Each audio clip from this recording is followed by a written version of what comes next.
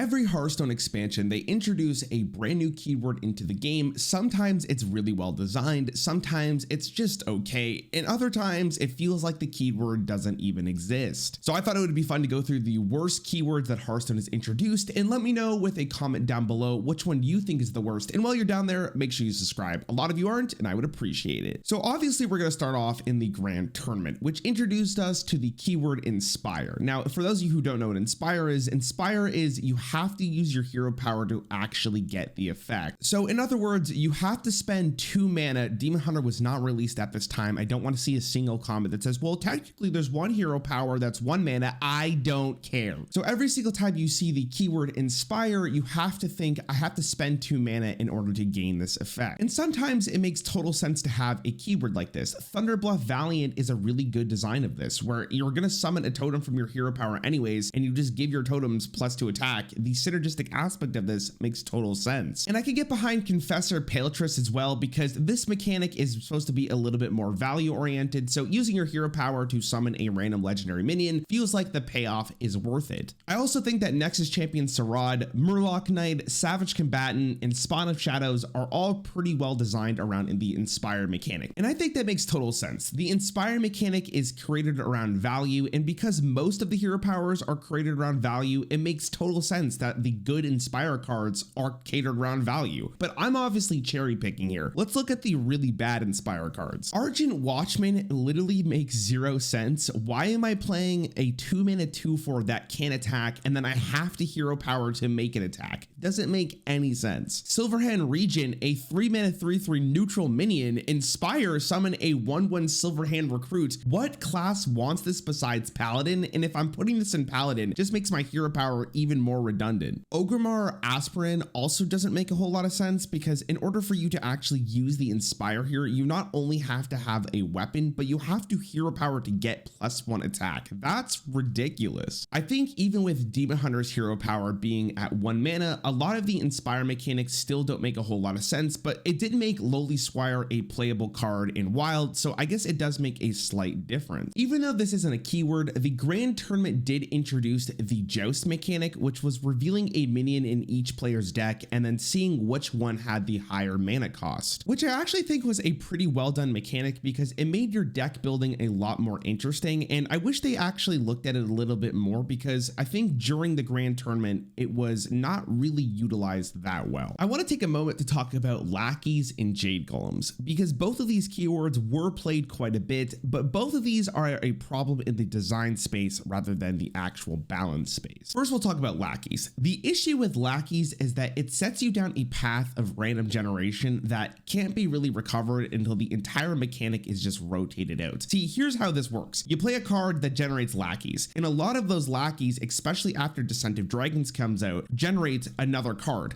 And then those cards can generate more cards, and then you keep generating cards until you don't even know where your cards came from. And Draconic Lackey really made it hard for control decks and Descent of Dragons to win games, because tempo decks could discover Draconic Lackeys, which gave them dragons, and some of these dragons were really good. Dragon Queen Alexstrasza was just a absolute high roll that can win a game for you out of nowhere, and that leads the player who lost that game to these random dragons feeling absolutely horrible. To give an example of a good way of doing this, and Hearthstone actually did this already in their game with Goblins versus Gnomes and the spare part mechanic. Spare parts were well designed because all of the spare parts felt impactful, but not really impactful. There was a fine line of just giving a minion +1 health could make the difference, but it didn't feel like you lost a game because of them. And Jade Golems are here for the complete opposite reason, which is consistency. All Jade Golems had to do was just be summoned, and there wasn't a really interesting aspect of this keyword. It just felt horrible to play against majority of the time. And a card like Jade Idol is the worst offender of this, because it literally pushed an entire archetype out of the game because it just could not keep up with unlimited Jade Golems. One of the most recent mechanics released in Fraction and Alterac Valley was Honorable Kill. And I get the idea behind Honorable Kill because it's a really cool thing if you can kill someone at the exact damage. The problem with this is that this rarely happens, and it leaves a lot of these honorable kills to feel like feast or famine, which most of the time they're in famine because they're not gonna get the honorable kill. And when a card is completely designed about getting the honorable kill, it makes such a huge risk in actually playing that card, because if you don't get the honorable kill, the card is literally useless. If you look at a card like Siphon Mana, which is a 2-mana mage spell, deal 2 damage with the honorable kill to reduce the cost of spells in your hand by 1, this card only has 2 options, and it's either to be a really good card or a card that's not even good enough to be played. I also want to talk about the variance damage mechanic they had for a little bit there in Goblins vs. Gnomes with Implosion, Crackle, and the Boombots. The problem with this mechanic is that there's too much polarization. You have no agency of how much damage this is going to do, and oftentimes this might be the difference of you winning or losing the game, and that just feels awful to leave it up to randomness. So let's talk about the worst keyword in Hearthstone history, and I'm sure a lot of you expected this, and yeah, it's overkill from Rostacon's Rumble. Let's start off with one of the biggest aspects of overkill that makes it feel so bad, is that you have to be able to deal more damage than the thing you're killing, and that seems like a really easy thing to do on paper, but it's not. It actually is one of the hardest things to do in Hearthstone, which means if something does get an overkill, the payoff of the overkill keyword has to be very worth it for you to actually run a card like this in your deck. And this is very comparable to the Inspired mechanic, but the biggest difference between them is that you decide when you're going to hero power with the Inspire mechanic. Overkill, I need a minion on the board that I can overkill. So if I'm putting an overkill minion or spell or weapon in my deck, I have to not only rely on,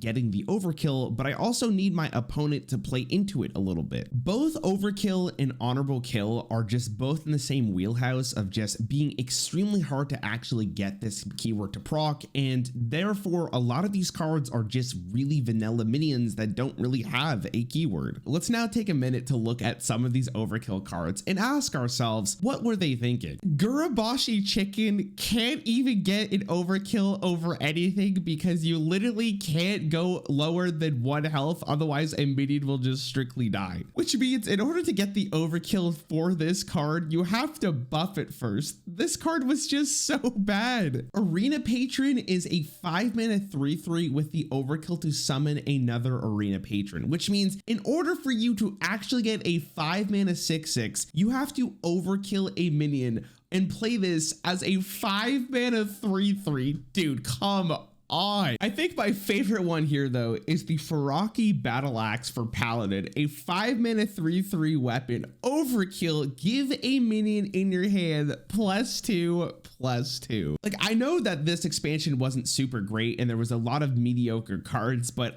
I don't know how this card was like, okay, this is fine. Like, the Gurabashi Chicken is a meme on Angry Chicken, but the Battle Axe, dude, no way. Anyways, that's going to be it for me. I hope you ended up liking the video, and I'll see you guys in the next one. You look fantastic.